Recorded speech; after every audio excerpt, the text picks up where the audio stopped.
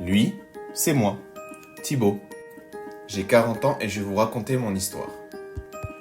Tout commence lorsqu'un petit garçon, doué pour les études, décide d'accomplir le rêve de sa vie, devenir astronaute. En 2000, j'obtiens mon bac avec une mention très bien et comprends au lycée que mon rêve ne se réalisera pas. Ma famille me soutient beaucoup, mais me met beaucoup de pression quant à la réussite professionnelle qui est synonyme pour eux de succès dans la vie. Je me mets alors dans une prépa et décide de faire carrière en économie. Après de longues années d'études, je finis par bosser dans une entreprise, derrière un bureau, et commence alors le cercle vicieux dans lequel je suis devenu captif.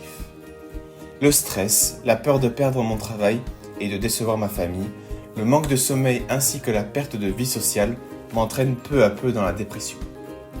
En 2014, je commence à sentir que mon bras droit répond de moins en moins au mouvement et je contracte peu à peu une capsulite rétractile de l'épaule. Ne voulant pas perdre de temps à consulter un médecin, je traîne la maladie pendant 6 mois avant de ne plus pouvoir utiliser mon bras lors de mon travail derrière un ordinateur. Cette douleur me fait peu à peu perdre confiance en moi lors des meetings et j'utilise de moins en moins mon bras dans la vie quotidienne. La douleur m'entraîne dans un cercle vicieux où le moindre mouvement me procure une peur d'aggraver mon état. Je reste dans le déni de ma maladie pendant 1 an avant de me décider à consulter, poussé par ma petite amie du moment, Mathilde. En 2015, un médecin me diagnostique ma maladie et m'envoie faire des séances de kinésithérapie. C'est là que je rencontre Hugo. Hugo est mon kinésithérapeute.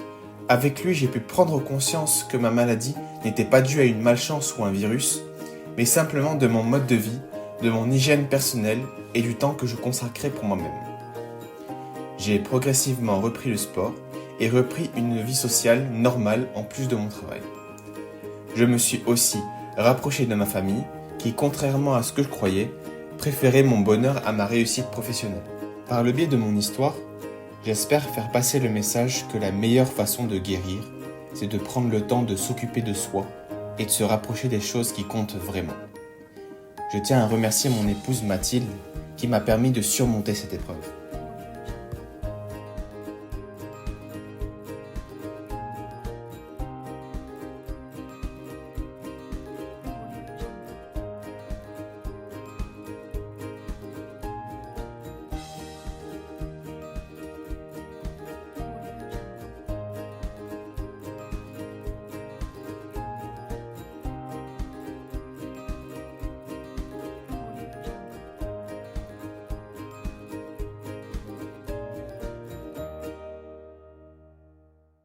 Audio Jungle.